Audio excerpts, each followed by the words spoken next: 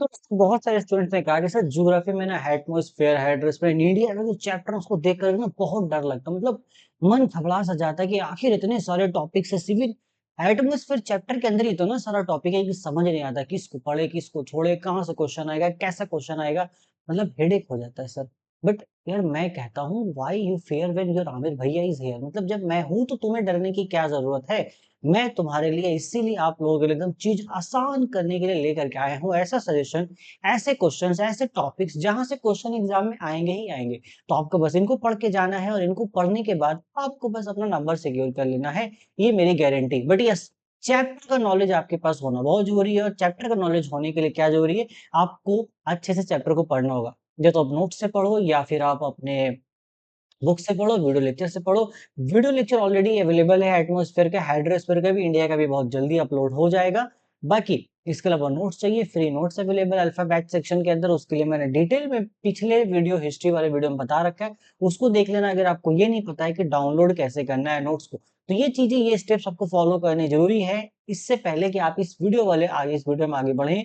क्योंकि सजेशन तो मैं बता दूंगा, टॉपिक में आपको बता दूंगा, बट उसको पढ़ोगे कहाँ से, उस क्वेश्चन के आंसर्स कहाँ से करोगे। खुद से कर लेते हो बहुत अच्छी बात है, बट खुद से अगर नहीं कर पाते हो तो फिर क्या करोगे। आपको सजेशन को फॉलो करने के लिए प्रॉपर गाइडेंस चाहिए, और वो गाइडेंस आपको मिलेगा मेरे दिए हुए नोट्स पर। और इसी के साथ साथ अभी मॉडर्न पढ़ाई, स्मार्ट नोट्स, एक बहुत ही खतरनाक चीज तैयार हो रहा है आप लोगों के लिए। एक ऐसा कॉम्बाइंड पैक में तैयार कर रहा हूँ जिसमें, अच्छा कंबाइन होता है वो, थोड़ा सा जबान स्लिप हो गया था ना। एक ऐसा कंबाइन पैक तैयार हो रहा है, मतलब A to Z उसमें सारी चीजें रहेंगी। सिर्फ वो नोट्स पढ़ लेने से आप पूरा फुल एग्जाम रेडी हो जाओगे। वेट करना, वो बहुत ही मजेदार सरप्राइज आने वाला है। फिर आज की वीडियो में और ज्यादा डिले नहीं करते, वीडियो को स्टार्ट करते हैं। एंड ज्योग्राफी में देखो, बात सुनना बहुत अच्छे से, 3 चैप्टर आपके लिए इंपॉर्टेंट है। एटमॉस्फेयर, हाइड्रोस्फीयर आपके एग्जाम में आने वाला है, इंडिया का कुछ पोर्शन एग्जाम में आने वाला है। मैं डायरेक्टली डिस्कस करता हूँ टॉपिक्स, एंड टॉपिक्स के साथ साथ क्या क्वेश्चन हो सकते हैं। कॉपी कलम निकाल लिया आप लोगों ने, आई होप निकाल लिया होगा, या तो स्क्रीनशॉट ले लेना या फिर इसको आप लिख लेना, बेटर होगा। देखो आज सबसे पहले हम बात करते हैं ज्योग्राफी, फिजिकल ज्योग्राफी वाले पोर्शन के अंदर, एटमोस्फेयर के अंदर। देखो इसमें क्या क्या स्टडी करना है आपको। आपको इसमें detailed layer structure of the atmosphere, इसको स्टडी करके चलना है, क्योंकि आपको कोई सा भी लेयर के बारे में यहाँ पर एग्जाम में पूछा जा सकता है 2 नंबर में। ये कभी मत सोचना कि इनको मिला करके एक 5 नंबर का क्वेश्चन आएगा, ना ना ना बाबू ना, ये कभी नहीं हो सकता है। 2 नंबर में या फिर 3 नंबर में यहाँ से क्वेश्चन आ सकते हैं। डिफरेंस आपसे पूछा जा सकता है कोई दो, यहाँ पर स्फेयर को देकर के, मान लो ट्रोपोस्फेयर दिया जाए, स्ट्रेटोस्फेयर दिया जाए, बोला जाए इनके बीच में डिफरेंस बताओ, 3 डिफरेंस आपको लिखना पड़ सकता है।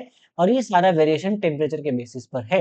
दूसरा आपका यहाँ पर जो क्वेश्चन बहुत अच्छा बनता है, जो टॉपिक वाइज है, explain the concept of heat budget and the factors controlling global temperature distribution. ये डायरेक्ट क्वेश्चन है जो बहुत इंपॉर्टेंट है, ये आपको अच्छे से करके जाना है। इसके अंदर वो सारे टॉपिक्स आपके आ जाते हैं, इंसुलेशन आ जाता है, देन हीट बजट के अंदर पूरा इंसुलेशन आ जाएगा, एल्बिडो आ जाएगा। इसके अलावा आपका कंडक्शन एंड कन्वेक्शन, रेडिएशन, वो जो मेथड्स ऑफ हीट ट्रांसफर, वो सभी चीजें इसके अंदर आ जाती हैं। सबसे इंपॉर्टेंट है इसके अंदर इंसुलेशन एंड एल्बिडो, क्योंकि वही मेनली हीट बजट को कंट्रोल करती हैं। और सेपरेटली सिर्फ इंसुलेशन वाला जो टॉपिक है वो भी बहुत इंपॉर्टेंट है, क्योंकि कई बार मैक्सिमम टाइम्स इंसुलेशन जो टॉपिक है वो आपका एज अ 2 मार्क्स में इसका डिफिनेशन आ जाता है। ये ध्यान रखना आप। तीसरे नंबर पे आपको करना है describe the global pressure belt and their relationship with planetary wind. तो ग्लोबल प्रेशर बेल्ट मैंने बहुत अच्छे से समझाया आपको। प्रेशर बेल्ट में आपको देखो 5, बेसिकली वैसे 3 ही, बट 5 आपको मिल जाएगा यहाँ पर। वो पूरा प्रेशर बेल्ट आपको ध्यान में रखना है, कौन कहाँ पर है, कितने डिग्री पर है, क्या क्या नाम है, और प्लैनेटरी विंड्स मेनली किस प्रेशर बेल्ट के अराउंड चलते हैं। ये सब चीजें अगर आपको डिटेल में जाननी है, डिटेल में पढ़नी है, अगर आपने अभी तक नहीं पढ़ा है, देन वन शॉट वीडियो जाके वॉच कीजिए, मैं नीचे डिस्क्रिप्शन पे उसका लिंक दे देता हूँ। अवेलेबल है, सब डिटेल में पढ़ा रखा है मैंने। बहुत इंपॉर्टेंट है प्रेशर बेल्ट, आपको पता ही होना चाहिए, क्योंकि यहाँ से 2 नंबर में भी क्वेश्चन आ जाता है। एंड अगर यहाँ पे 3 नंबर या फिर 5 नंबर में क्वेश्चन आ रहा है, जो कि चांसेस है 5 नंबर पे आने का यहाँ से ये क्वेश्चन, तो आप डायग्राम जरूर बनाओगे। नॉर्मल एक स्केच बना देना पूरा प्रेशर बेल्ट का, कैसे वो वर्ल्ड के अराउंड है। एंड प्लैनेटरी विंड अगर बोल रहा है तो प्लैनेटरी विंड उसमें दिखाना, कोई भी विंड बोले तो आपको देखना है। 3 टाइप्स की मेन जो विंड है जो आपको ध्यान रखनी है, वो आपको वहां पर पता होना चाहिए, कौन सा विंड किस ट्रॉपिकल बेल्ट के अराउंड चल रहा है, फिर किस बेल्ट के अराउंड चल रहा है, ठीक है। चौथा है आपका, आपको मैकेनिज्म पता होना चाहिए मॉनसून विंड का, and classify the types of rainfall. Rainfall में खास तौर से देखो कन्वेक्शनल, ऑरोग्राफी का, साइक्लोनिक, 3 रेनफॉल बहुत इंपॉर्टेंट है। तीनों में तीन वैसे टाइप्स है मेनली, तीनों में सबसे ज्यादा इंपॉर्टेंट है ओरोग्राफिक रेनफॉल। तो मैकेनिज्म ऑफ मॉनसून मतलब मॉनसून किस तरीके से इन रेनफॉल को इम्पैक्ट करती है, अगर मॉनसून ना हो तो रेनफॉल नहीं होगा। तो वो पूरा एक मैकेनिज्म आपको समझाना होगा, जो वेल नोन गुड मैंने पहले से बता रखा है लेक्चर में, आप देख लेना उसको, कि कैसे मॉनसून विंड्स इन रेनफॉल को कराती है और कैसे यहाँ पर एक जो डिफरेंट डिफरेंट रेनफॉल है वो डिफरेंट डिफरेंट एरियाज में डिफरेंट डिफरेंट क्लाइमेटिक रीजन्स में हो रहे हैं, और उनका क्या प्रभाव पड़ रहा है, अगर वो नहीं होंगे तो क्या हो जाएगा उनकी वजह से, क्या लॉस हो सकता है, ये सब चीजें हमें यहाँ पर देखने को मिलती है। ऑरोग्राफिक रेनफॉल पे ज्यादा ध्यान देना, क्योंकि वहां से ज्यादा चांसेस है इस बार क्वेश्चन आने के। और ये मत समझना कि ये सिर्फ और सिर्फ आपका, मैं अभी सेकंड समेटिव के लिए बता रहा हूँ, ये बोर्ड एग्जाम में भी ये सारी चीजें आपके रिपीट हो सकते हैं, तो ऐसा पढ़ना है, ऐसा याद करना है कि डायरेक्टली आप बोर्ड एग्जाम तक इसको याद रख सको। आगे चलते हैं, यहाँ बात करते हैं हाइड्रोस्फीयर के बारे में। देखो ये चैप्टर है बहुत छोटा, बट अच्छे खासे क्वेश्चन बन जाते हैं। मिनिमम क्वेश्चन है ऐसे नॉर्मल आप गिनती के क्वेश्चन है। पहला देखो, what are the primary cause and global climatic effect of ocean currents. तो मेनली तो ओशन करंट है, टाइड के बारे में पूरा चैप्टर है, यहाँ से 5-6 ऐसे लॉन्ग क्वेश्चन बनते हैं, उसी को ब्रेक करेंगे तो 2-3 नंबर का भी क्वेश्चन वो वहीं से टान के बना देते हैं। जैसे नॉर्मल 2-3 नंबर में ऐसा आता है कि what are the types of ocean currents. Ocean current का दो टाइप है, वार्म करंट, आपका कोल्ड करंट, इस तरीके से आपको देखने को मिलता है, दोनों में क्या डिफरेंस है वो आपको 2 नंबर में सवाल पूछा जाता है।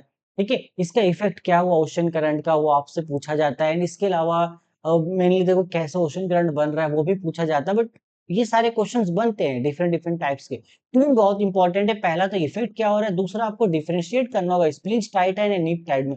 बहुत फेमस क्वेश्चन है, 3 नंबर में ये क्वेश्चन इस बार आपके समेटिव एग्जाम में आने के चांसेस है, हाईली चांसेस है इसके।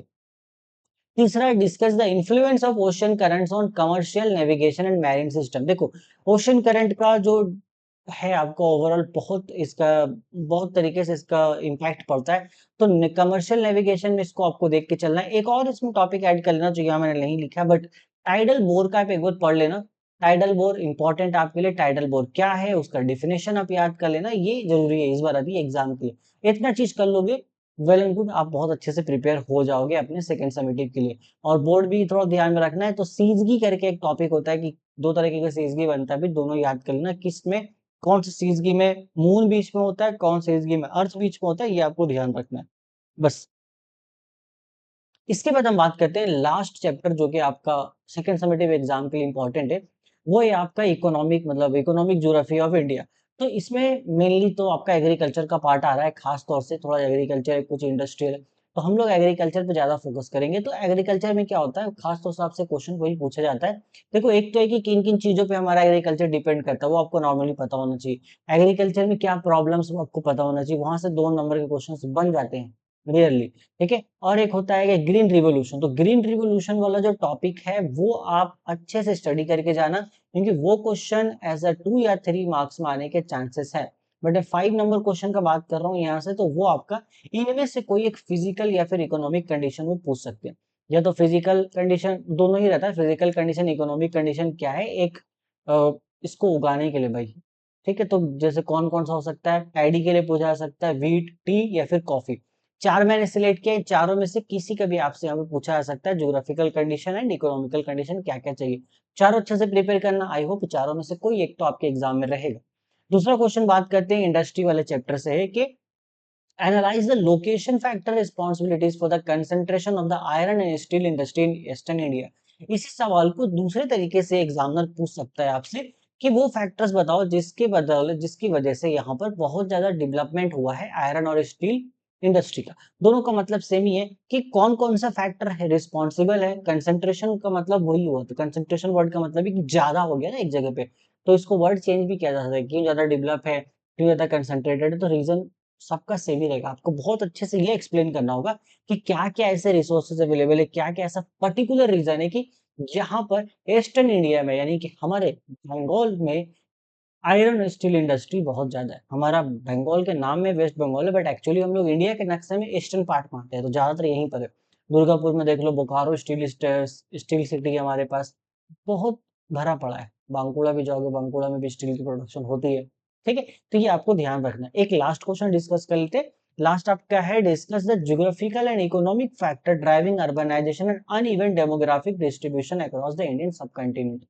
तो ये बहुत इंपॉर्टेंट आपको जो पॉपुलेशन वाला चैप्टर है वहां से आता है। सो पॉपुलेशन में आपको सेंसस पता होना चाहिए, सेंसस पढ़ लेना चाहिए, सेंसस क्या होता है। And as per the latest census जो लास्ट हुआ था उसके अकॉर्डिंग हमारी पॉपुलेशन कितनी है और अभी क्या एस्टिमेट लगा है वो एक बार ध्यान रखना है। अभी जो एक एस्टिमेट बताया जा रहा है कि इतना तो अभी है, वो ध्यान रखना है आपको। ये नए टाइप के क्वेश्चंस आपके आ सकते हैं।